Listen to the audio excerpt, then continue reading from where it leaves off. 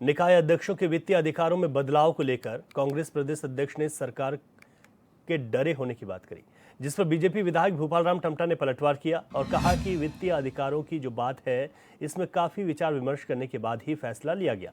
हमारी सरकार को किस तरह फैसला लेना है इसके लिए हमें किसी से राय लेने की आवश्यकता नहीं है। आगे उन्होंने कहा कि विपक्ष की ओर से छोटी छोटी बातों को उठाने में वे उचित नहीं समझते। विपक्ष प्रदेश के विकास के बारे में बात करें और अच्छे विपक्ष के रूप में काम करें।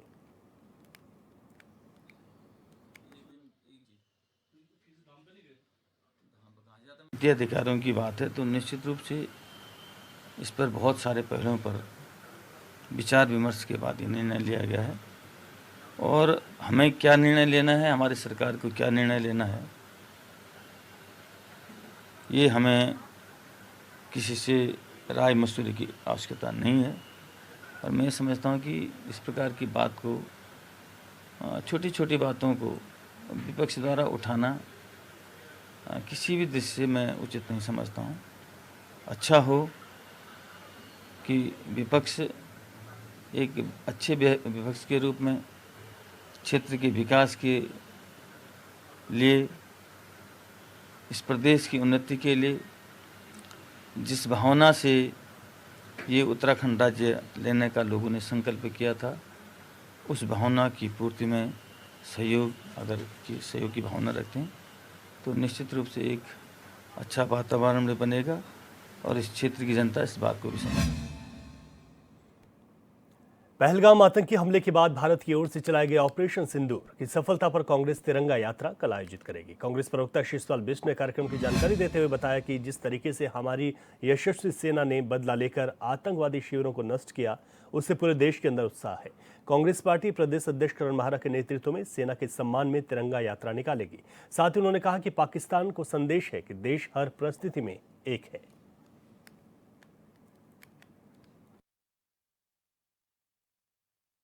जिस तरीके से पाक प्रायोजित आतंकवादियों द्वारा पहलगाम में निहत्थे पर्यटकों पर गोलियां बरसाई गई, उनकी हत्याएं की गई, उससे पूरे देश के अंदर आक्रोश है।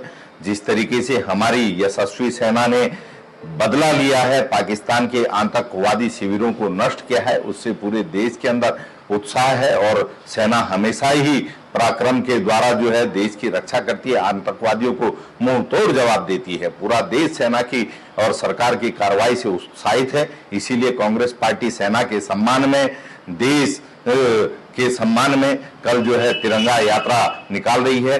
कांग्रेस भवन में सुबह 10 बजे से इस यात्रा का आयोजन किया जाएगा।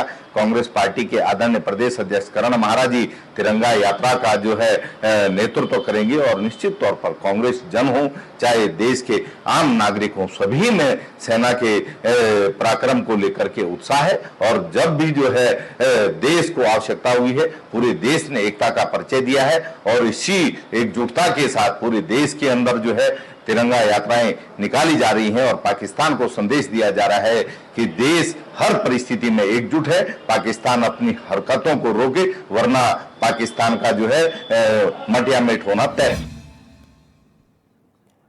गंगनानी हेलीकॉप्टर हादसे में 6 लोगों की मौत की पुष्टि होने के बाद कांग्रेस प्रवक्ता शिशपाल बिष्ट ने शोक व्यक्त किया। उन्होंने कहा कि श्रद्धालु बड़े भाव के साथ चारधाम यात्रा में आते हैं, वहीं हेलीकॉप्टर का क्रैश होना दुर्भाग्यपूर्ण है। उन्होंने कहा कि भगवान बद्री विशाल और बाबा केदार से कांग्रेस पार्टी प्रार्थना करती है कि श्रद्धालुओं की यात्रा कुशलता से संपन्न हो। उन्होंने ये भी कहा कि यात्रियों की सुरक्षा में कोई चूक न हो, इसके लिए सरकारी स्तर पर हेलीकॉप्टर की सुरक्षा की व्यवस्थाएं होनी चाहिए।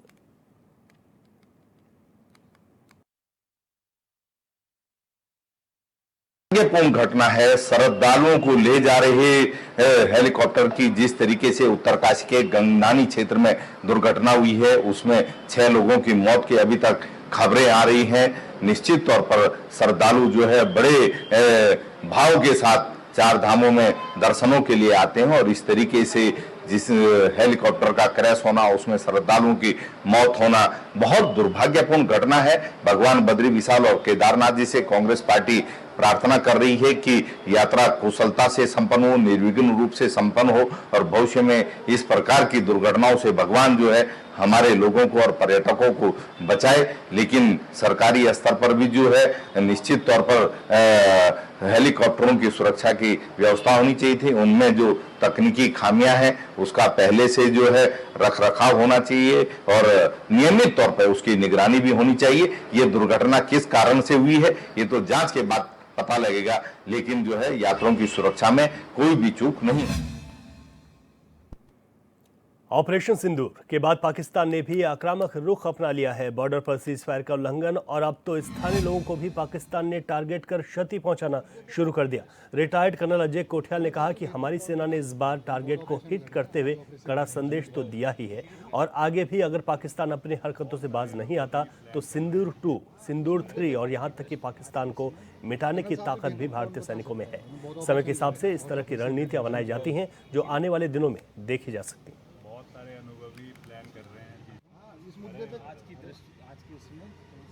ज़रूरत पड़ेगी तो सिंदूर 2 की भी होगी, 3 की भी होगी। ये तो हमने एक नैरेटिव तो बना ही दिया है ना कि जैसे जैसे पाकिस्तान अगर हमारे नेशनल हमारी जो प्राइड है उसको अगर टच करने की कोशिश करेगा, हमारे जो नेशनल बाउंड्रीज़ हैं, हमारे जो जनता है, नेशनल जनता है, उनको जहाँ पे पाकिस्तान या पाकिस्तान स्पॉन्सर्ड टेररिज्म किसी भी प्रकार से अगर कोशिश करेगा उसका जवाब तो दिया जाएगा। बालाकोट एक छोटा था शुरू में, लेकिन नहीं माना तो इस बार तो प्योर मैसेज जा रखा है कि हम पिन पॉइंट खाली पीओके में ही नहीं, पीओके जेएंडके में ही नहीं, लेकिन जो हिंटरलैंड के बाकी जगह हैं उन जगह पे भी करेंगे। अगर इसकी एक परिभाषा तो लिखी दी है तो फिर तो हमेशा चलते रहेगा। अगर ऑपरेशन सिंदूर की सफलता के बाद रुड़की के पूर्व सैनिकों में भी उत्साह देखने को मिल रहा है। पूर्व सैनिकों का कहना है कि आज भी उनका जोश कम नहीं है। अगर सरकार उन्हें बुलाती है तो वो देश की सेवा करने के लिए तैयार हैं। साथ ही 1999 का कारगिल युद्ध लड़ चुके पूर्व सैनिकों का कहना है उस समय भी हमारी सेना जीती थी और आज पाकिस्तान को उनके घर जाकर सबक सिखाया।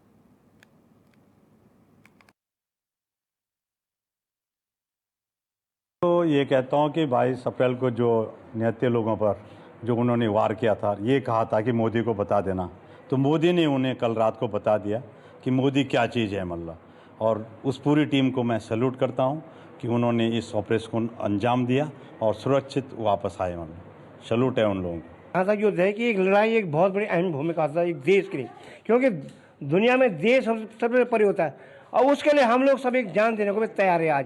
क्योंकि हमें जो बेसिकली जो सिखाया गया था कि हमें देश के लिए देश सर्वोपरि है और उसके लिए हमें अपने मातृभूमि के जान देने के लिए हम तैयार हैं। उसमें कोई पीछे हटने की कोई कहानी नहीं हो सकती। और मोदी जी ने जो दिखाया वो आज दुनिया को भी पता है कि मोदी ने किस देश और दुनिया में कितना अहम भूमिका निभाई है। हाँ, उनका जवाब सही दिया, क्योंकि वो निहत्थे लोगों पे वे मतलब का वार करना वो बहुत गलत था।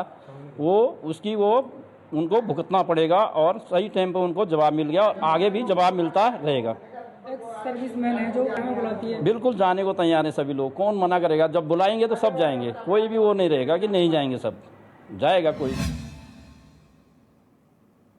चारधाम यात्रा को लेकर हरिद्वार प्रशासन अलर्ट मोड पर नजर आ रहा है। एसडीएम जितेंद्र कुमार ने परिवहन संभागीय विभाग का औचक निरीक्षण किया।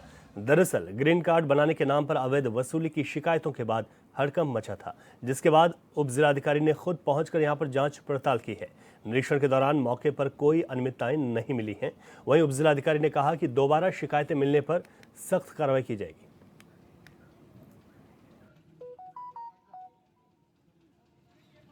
देखिए, ये जिलाधिकारी महोदय के आदेश पे ये निरीक्षण किया गया था और इसमें ये शिकायत थी कि ग्रीन कार्ड जो बन रहे हैं उसके एवज में कुछ दलाल जो है वो एक्स्ट्रा पैसा चार्ज कर रहे हैं। तो इसका औचक निरीक्षण किया गया तो मौके पर तो ऐसी कोई बात नहीं पाएगी। हमने कुछ ऐसे ड्राइवर से बात करी जिनके ग्रीन कार्ड ऑलरेडी बने हुए हैं, तो उनके द्वारा भी ये बताया गया कि उनसे जो फीस निर्धारित है वही वसूल की गई है, कोई एक्स्ट्रा चार्ज नहीं किया गया है। हाँ बिल्कुल, उनसे बात की है। ऑपरेशन सिंदूर के बाद जहां सरहदों पर तनाव है, वहीं केंद्रीय गृह मंत्रालय के आदेश पर संवेदनशील जिलों में सुरक्षा बढ़ा दी गई है। हरिद्वार में संवेदनशील इलाकों में सावधानी बरती जा रही है। सोशल मीडिया पर निगरानी भी की जा रही है जिससे लोग किसी अफवाह का शिकार न बने। वहीं सभी क्षेत्रों में मजिस्ट्रेट की तैनाती की गई है। डीएम हरिद्वार कमरिंदर सिंह के मुताबिक लोगों को भी सतर्कता बरतने की आवश्यकता है, क्योंकि कुछ लोग इस समय बाहर से आकर माहौल बिगाड़ सकते हैं।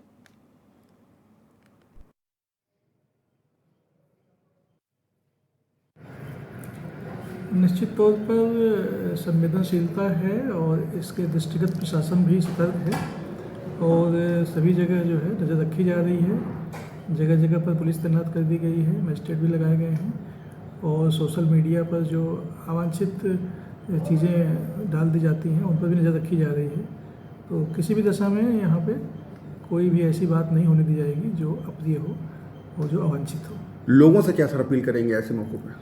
लोगों से ये अपील करेंगे लोग सतर्क रहें, सावधान रहें और ऐसे लोगों से भी सावधान रहें जो यहाँ के नहीं हैं या किसी गलत तरीके से यहाँ पे उनको प्रलोभित करने की कोशिश करते हैं और सोशल मीडिया पर जो कंटेंट पढ़ रहे हैं उनके प्रति भी सतर्क रहें। कोई भी उकसाने वाली चीज़ के उकसाने में न आए, बहकाने में न आए और शांति व्यवस्था बनाए रखें। मौसम विभाग ने उत्तराखंड में मौसम के लिए ताज़ा अपडेट जारी किया। मौसम विज्ञान केंद्र देहरादून के निदेशक डॉक्टर विक्रम सिंह ने बताया कि प्रदेश में मौसम में हल्की से मध्यम बारिश व तेज हवाओं का दौर अभी भी जारी रहेगा। 11 मई तक प्रदेश के 5 जिलों उत्तरकाशी, चमोली, रुद्रप्रयाग, पिथौरागढ़ और बागेश्वर समेत अन्य जिलों में भी हल्की से मध्यम बारिश व तेज हवाएं देखने को मिल सकती हैं, जिसको लेकर येलो अलर्ट जारी किया गया है।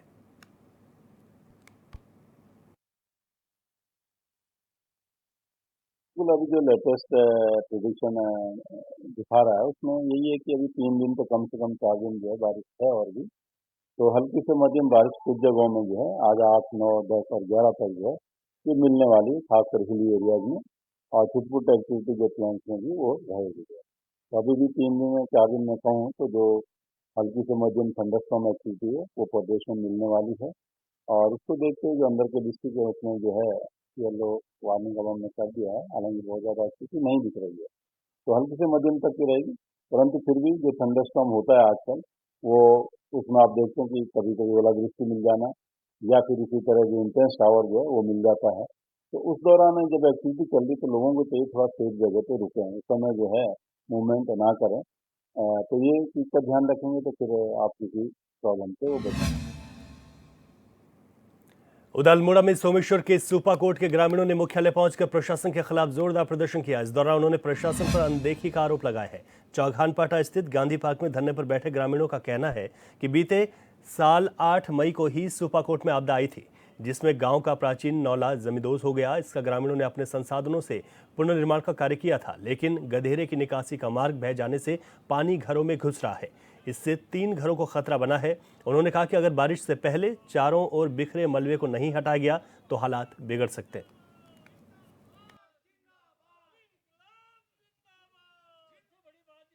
गत वर्ष 8 मई 2024 को सोमेश्वर घाटी में अतिवृष्टि हुई थी, जिससे ग्राम सुपाकोट का प्राचीन नौला पूरी तरह से मलबे से जमींदोज हो गया था और आसपास के घरों में भी मलबा घुस आया था। तो पूरे मामले में प्राचीन नौले की मरम्मत और गधेरे के पानी की निकासी को लेकर लघु सिंचाई विभाग द्वारा एस्टीमेट बनाया गया। एस्टीमेट बनाने में 10 माह का समय लगा और 27 मार्च को जब उन्होंने डीएम के यहाँ उस एस्टीमेट की स्वीकृति के लिए भेजा तब तक बहुत वित्तीय वर्ष के अंत में तब तक बहुत देर हो चुकी थी और प्रशासन का कहना है कि जो दैवीय आपदा की मद में जो पैसा मिला था वो हमने बांट दिया और जो बचा था वो सरेंडर कर दिया। अब यक्ष प्रश्न ये है कि दैवीय आपदा के इस कार्य को कैसे कराया जाएगा और कब तक कराया जाएगा और इसमें जो डिले हुआ उसके लिए जवाबदेह कौन है। हल्द्वानी के मुखानी थाना क्षेत्र में हुई चोरी की घटना का पुलिस ने खुलासा कर 2 शातिर चोरों को गिरफ्तार कर लिया है। अपर पुलिस अधीक्षक प्रकाश चंद ने बताया कि कई टीमें गठित करने के बाद सीसीटीवी कैमरे खंगाले गए, जिसके बाद सभी संभावित जगहों पर दबिश दी गई। मुखबिर की सूचना पर पुलिस ने 2 लोगों को रोका, जिनके पास से चोरी का माल बरामद हुआ। पूछताछ में दोनों चोरों ने बताया करीब 15 से 16 दिन पहले उन्होंने घर की रैकी कर ताला तोड़कर सारा सामान चोरी कर लिया था। पुलिस के मुताबिक पकड़े गए चोरों के खिलाफ पहले भी चोरी के कई मुकदमे उत्तर प्रदेश और उत्तराखंड में चल रहे हैं। सर माइक ऑन कर लीजिए।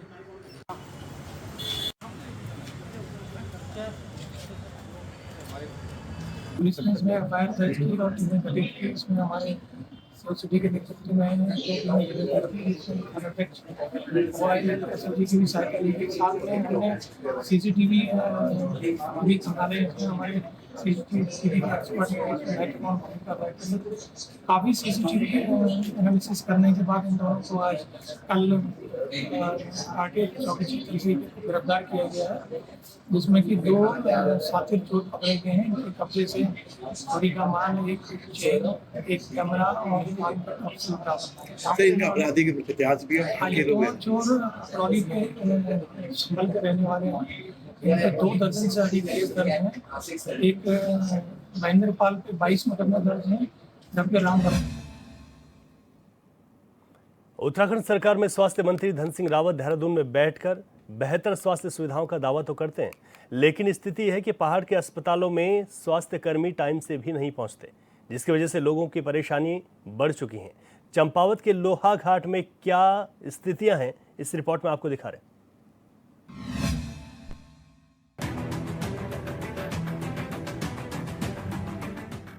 लोहाघाट उप जिला चिकित्सालय के खुलने का समय सुबह 8 बजे से दोपहर 2 बजे तक का है, पर उसके बावजूद 9 बजे तक चिकित्सक और अन्य चिकित्सा कर्मी अस्पताल नहीं पहुंचते हैं।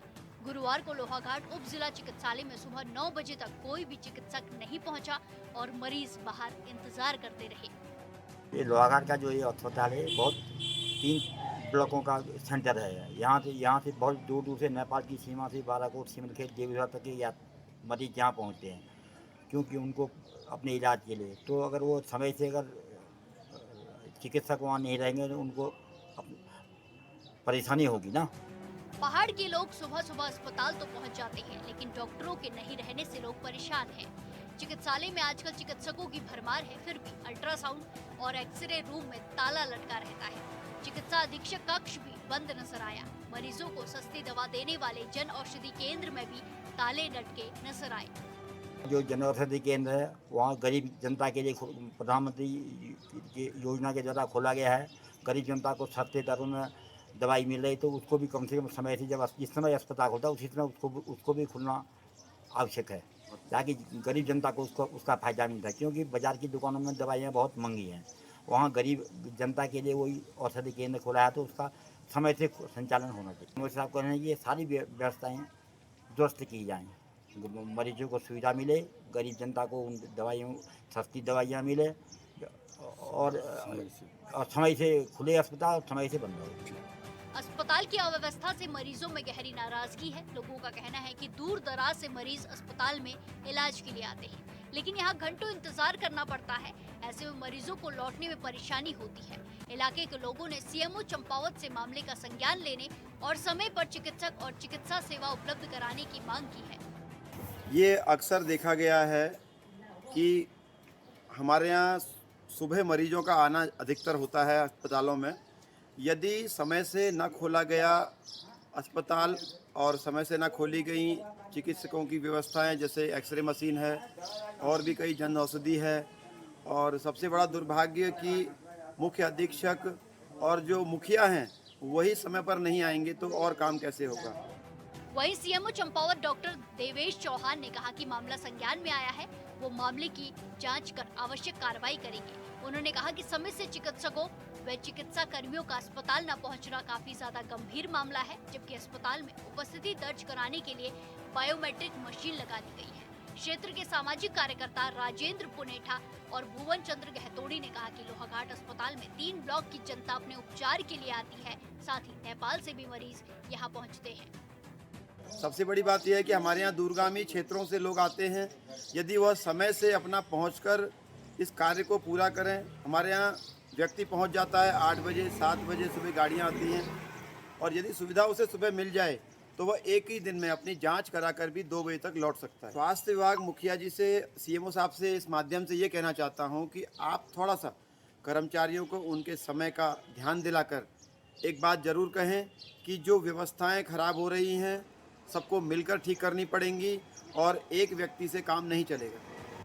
कुल मिलाकर लोहाघाट उप जिला चिकित्सालय की व्यवस्थाएं सुधरने का नाम नहीं ले रही है, जिसका खामियाजा दूर दूर क्षेत्र से आने वाली गरीब जनता को भुगतना पड़ता है। अब देखना है कि सीएमओ मामले पर क्या कार्रवाई करते हैं।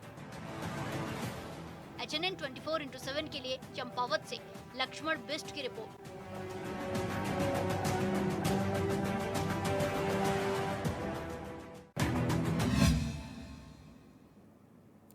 आगे बढ़ते हैं। विश्वनाथ जगदीशिला डोली यात्रा आज धर्मनगरी हरिद्वार पहुंची, जहां डोली ने मां गंगा नदी में स्नान कर विधिवत पूजा अर्चना यहाँ पर हुई है। ऐसे में विश्व शांति और देव संस्कृति की रक्षा और संस्कृत भाषा के उन्नयन की कामना की गई। पूर्व कैबिनेट मंत्री प्रसाद नैथानी ने बताया कि पिछले 25 सालों से लगातार ये डोली चल रही है। देव डोली यहाँ से गंगा दशहरा के दिन विशौन पर्वत टिहरी गढ़वाल पहुंचेगी और वहां 5 जून को इस यात्रा का समापन होगा। साथ ही महामंडलेश्वर स्वामी ललितानंद गिरी महाराज का कहना है कि विश्वनाथ बाबा की डोली प्रत्येक वर्ष आती है और इस बार यात्रा का उद्देश्य हिमालय की आरती है, जो कि बहुत ही प्रासंगिक है।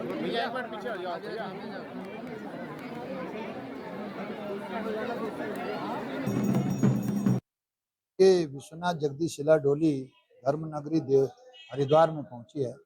ये इस बार 26वें वर्ष की यात्रा पर है और इस डोली का जो मुख्य उद्देश्य है वो विश्व में शांति कायम हो, देव संस्कृति की रक्षा हो और जो हमारे 4 विश्व प्रसिद्ध धाम हैं उन धामों के अलावा 1000 यहाँ पर धाम बने, 1000 संस्कृति के विद्यालय खुले, 1000 ध्यान केंद्र बने और मुख्य रूप से इस समय जो डोली का जो इन उद्देश्यों के साथ साथ एक प्रमुख उद्देश्य जो है वो ये है कि हिमालय की आरती प्रारंभ की जाए, क्योंकि हिमालय बचेगा तो सब कुछ बचेगा। आध्यात्मिक राजधानी है देवभूमि उत्तराखंड, यहाँ देवी देवताओं का कण कण में वास है, कदम कदम पे वास है।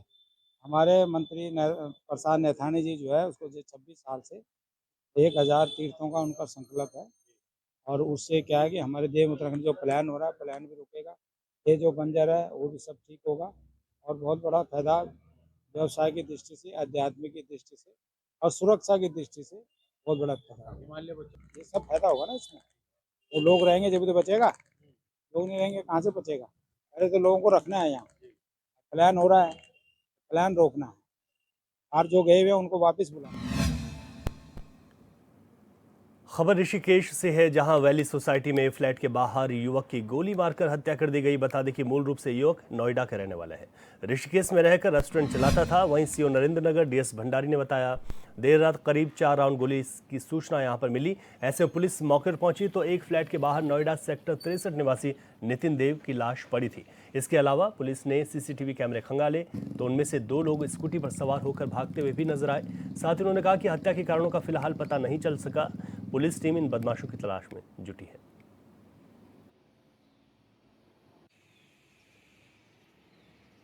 अभी हमें रात को सूचना मिली थी और मेट्रो के माध्यम से, तो हम तभी मौके पर पहुंचे थे पूरी पुलिस टीम। तो नितिन देव जो यहाँ फ्लैट में रहते थे उनको गोली लगी थी, तो मौके पर ही 108 बुला के उनकी हॉस्पिटल भेजा गया, जहाँ उनको डेथ घोषित कर दिया गया। और आगे की कार्रवाई हम चल रहे हैं, पूरी संदिग्धों की तलाश से हमारी टीमें रवाना है और बहुत जल्दी हम इसको वर्कआउट करेंगे। नितिन देव बेसिकली यहीं बिजनेस वो थे, बेसिकली इनके फादर नोएडा में रहते हैं, मूल ये मेरा करीब 40+ के हैं, वही दिखवा रहे हैं, जिनको इन्वेस्टिगेशन चल रही है और बहुत जल्दी हम वर्कआउट करेंगे।